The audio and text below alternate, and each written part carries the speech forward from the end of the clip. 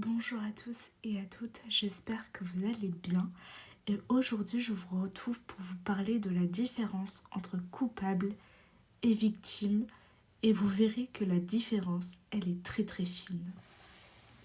Un individu quand il commet un crime, un délit, il est mis en prison. C'est logique, c'est normal. Il doit purger sa peine.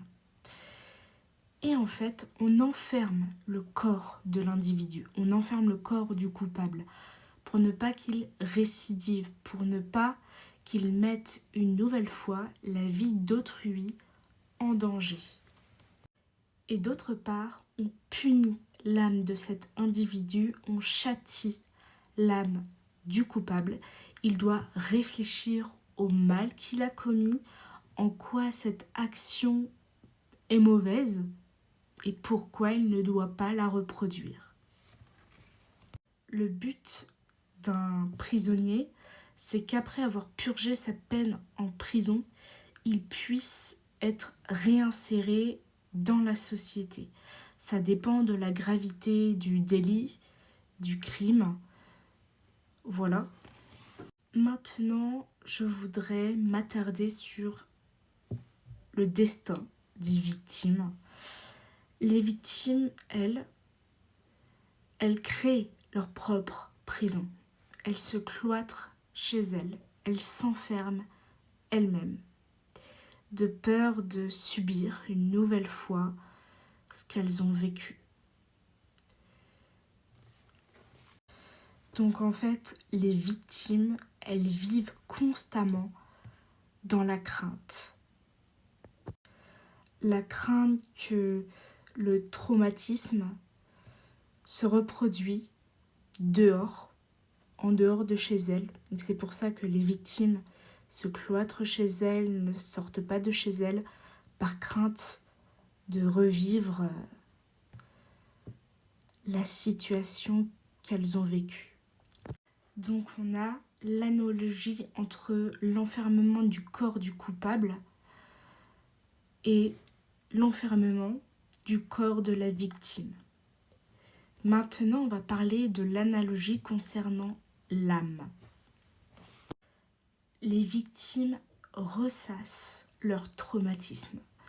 C'est comme si ce qu'elles ont vécu, une agression par exemple, une agression, c'est comme si l'agression qu'elles ont subie était une cassette et puis on la rejouait, on appuyait sur le bouton rejouer, replay, sans arrêt. C'est comme si en fait ce traumatisme ne s'arrêtait jamais.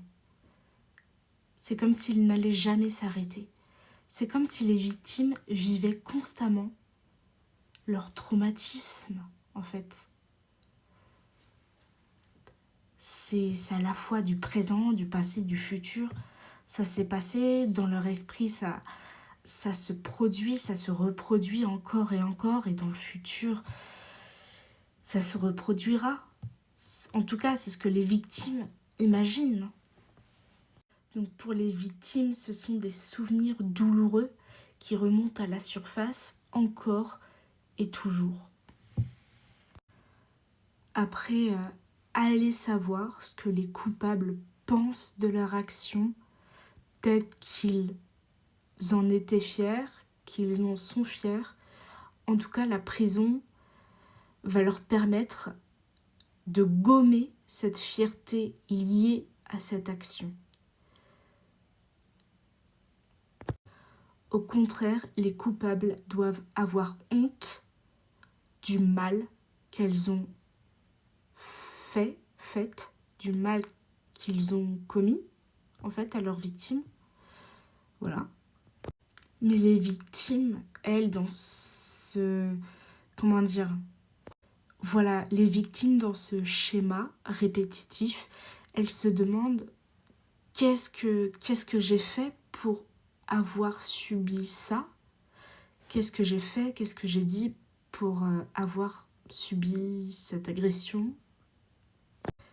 Dans les deux cas, chez le coupable comme chez la victime, une prise en charge psychologique, psychiatrique est nécessaire. Chez le cas du coupable, eh bien, une prise en charge psychologique et psychiatrique est nécessaire pour que l'on comprenne qu'est-ce qui a motivé le coupable à commettre ce mal, cette action mauvaise. Et chez la victime, c'est pour réparer, oublier ces souvenirs douloureux, ce traumatisme, et pour essayer du moins de vivre avec et pour pouvoir avancer. La victime doit pouvoir avancer. C'est plus facile à dire qu'à faire, c'est sûr. Mais si on ne pardonne pas, on ne pourra pas avancer aussi. Il faut pouvoir se dire c'est mal, mais maintenant on va de l'avant. Il ne faut plus que ça se reproduise, donc on va se battre. Mais en même temps, on ne peut pas rester, en colère. Enfin, je sais pas comment vous expliquer ça, mais malgré ce qu'on a subi, il faut savoir rester impartial et avoir la paix au cœur, parce que sinon, on ne pourra pas avancer. On vivra dans le passé